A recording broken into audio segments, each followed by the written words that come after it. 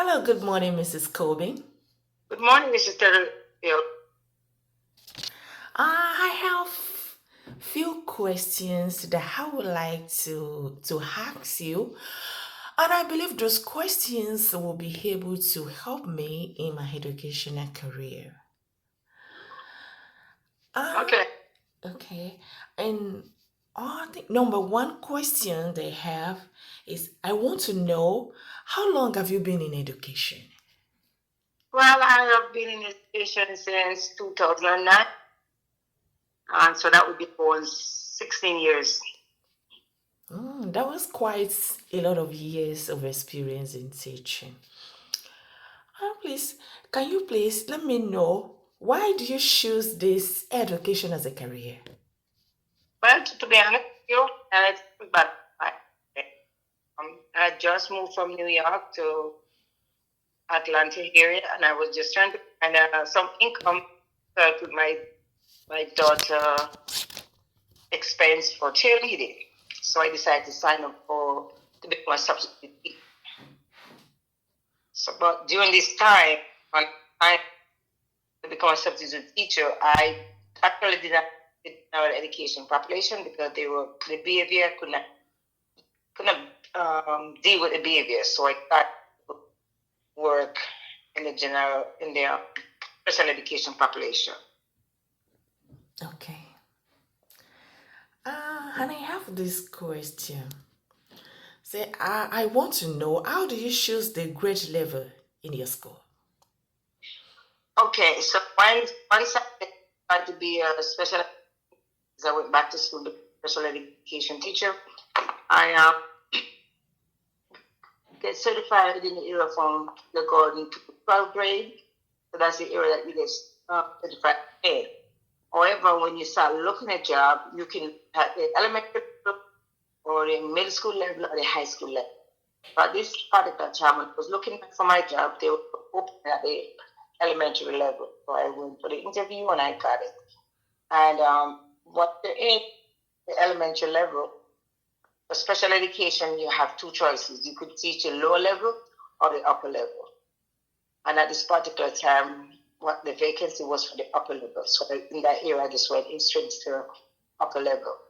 We said that you can move to any level at any time because through my career, once I twice to the lower level and then back to the upper level. Okay. But right, so it's not necessarily going to stay up level because you remember you're certified from elementary to 12th grade. If also if there's a closing of the school, you go to a middle school or a high school. Okay. Okay, thank you for letting me to know that. Okay. Please, I would like to know your snapshots for the day. Okay. Well, I mean, ID, or we call it FED. It's a bit different. We have disabled children that we have to take. Well, yes, we're disabled. Okay. I'm not sure. We have a special student that we have to take across the morning. And we have to get there for 7 to take these children off the bus. Man was in a wheelchair. So they basically hand from somebody have to be there to receive these children. Now get there for 7. Once we take the children off the bus, we change children for the day, maybe make sure they're ready for learning. We feed the children. Some are spoon fed, some we have to monitor for the feeding, and that will take us around maybe 8:13. Then we will get ready for time. Circle time lasts around maybe half an hour to 5 minutes. Once circle time is finished, we might go straight into a content area.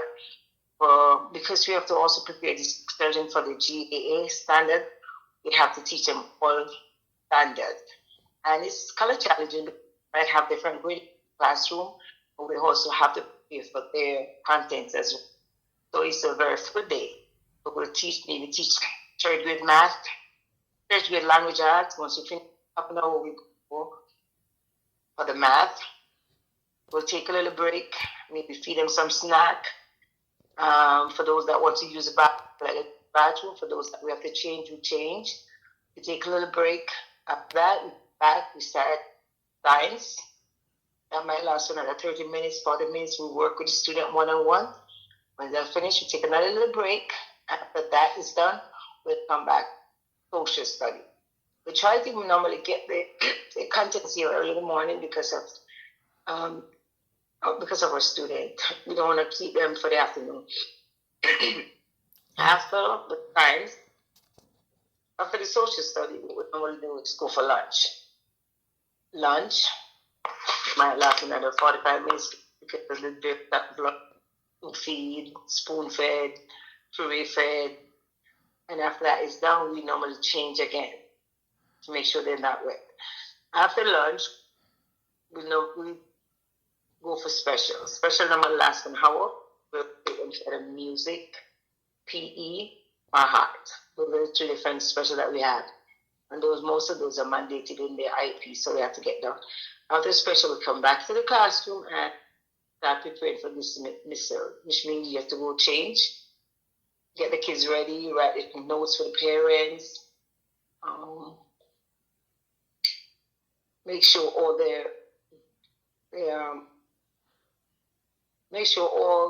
the bags are ready with the clothes mixed up. So it's kind of in that way you have to be focused and make sure put them back in their wheelchair if we take them out the wheelchair and get them ready for the day. Then take them back to the bus for dismissal. Okay. How basically a nutshell the days goes. They said that somewhere they will contact the go because that's not a part of the daily. And that's in a nutshell how my days go. Oh, okay. Thank you, Miss Colvin. Please, I still have one more question with you. My question is, what do you personally think about the current state of K-12 education? Well, to be honest, and this is my opinion, because they're trying so hard to do inclusion, I think that's the kids that are right level are getting left behind. Because when you have inclusion kids, most of those kids also come with behavior. And there's no way that you can pack 12 children, or no way you can pack 24 children to a classroom with inclusion kids, even if you only have one inclusion child that has to be. And the way I looked at it, because the teacher is going to focus on that, keeping that child quiet, or not most likely that child is way behind his grade level, maybe 2, 3 grade levels behind. And the whole idea that you think you can use other kids to bring a child up is a bunch of garbage. So personally, I think that this whole inclusion thing needs to be revamped. We need to put kids according to their ability. So if you have a very bright kids, you need to have them with one teacher structure. If these kids need a lot of help, then you might need to have a smaller classroom with maybe 2 or 3 teachers helping those kids to reach up to the standard. And personally, that's what I think. I think a lot of behavior is going on where the brighter kids don't start having a behavior problem because they're not being challenged enough. While the lower kids feel left out because the teacher might be in the middle ground where they are not even at that stage either. And they're also getting a lot of trouble because there's too many kids in the class. So personally, that's what I think about education today. It's yes. I personally think that's what it is, and that's my Okay, nice, Mrs. Colvin. I'm happy that you're able to spare at least time. I am glad and I hope that next time I'll be able to come to you should in case I have any questions I wanted or something I need to know about in education. Nice speaking with you, ma. You're welcome. Anything.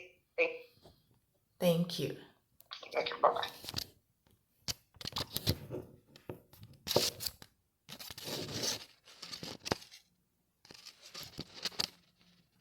Turn on.